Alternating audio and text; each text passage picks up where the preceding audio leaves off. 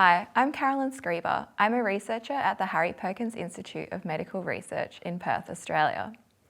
I'm talking to you about a recent paper that was accepted to Brain about a novel RFC1 expansion from the Asia-Pacific region.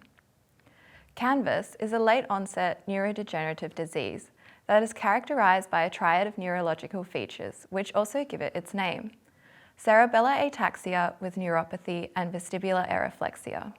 In 2018, the group at Queen Square in London, led by Professors Holden and Riley and spearheaded by Andrea Cortese, discovered that Canvas was caused by a recessive repeat expansion in intron 2 of the RFC1 gene.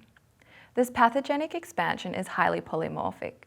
It differs from the reference allele by both size and configuration.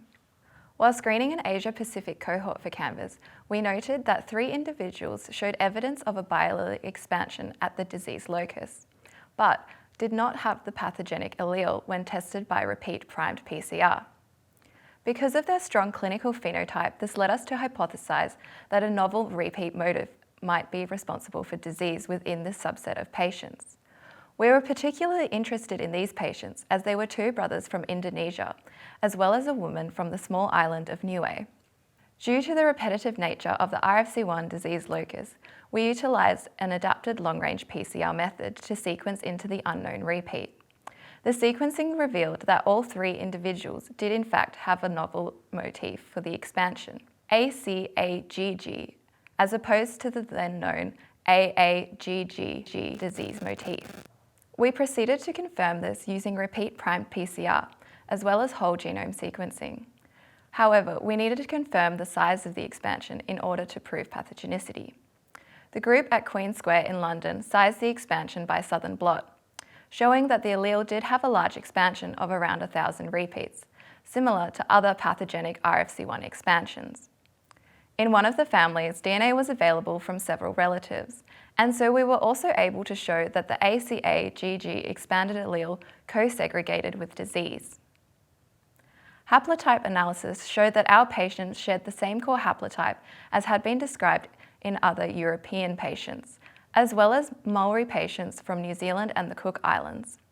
This adds to the supporting evidence for a single ancient origin for the RFC1 disease allele.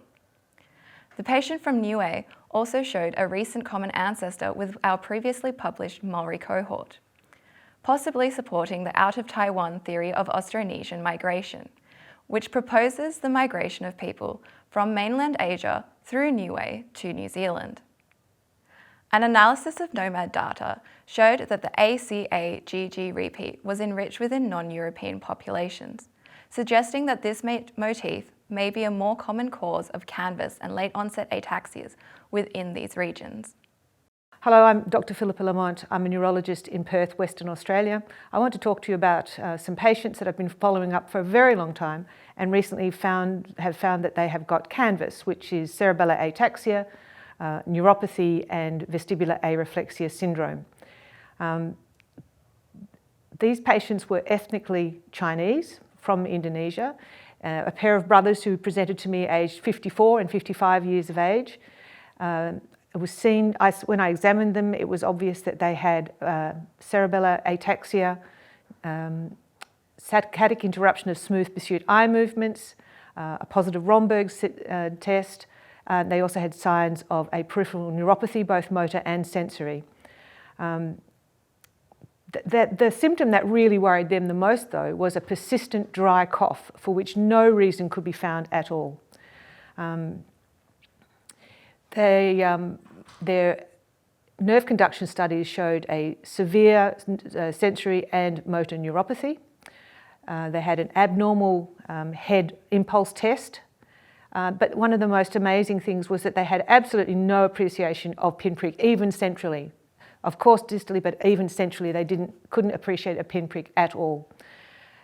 This progressed over the next 20 years until both brothers have passed away now. A second case has been sent to us from a small island called Lua, and the history on that lady is that at the age of 57 she had the incidental finding of cerebellar ataxia on a MRI of the brain. And in retrospect, when she was questioned, she'd had increasing difficulties with gait ataxia for 10 years.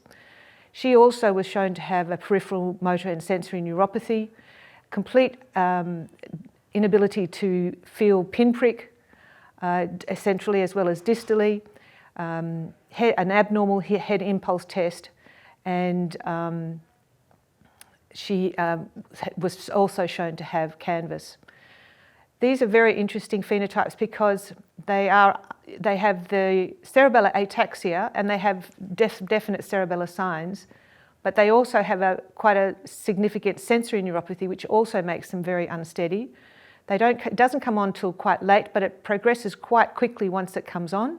And all three patients, or I've got 5 patients now, are all wheelchair bound within 10 years of the disease onset.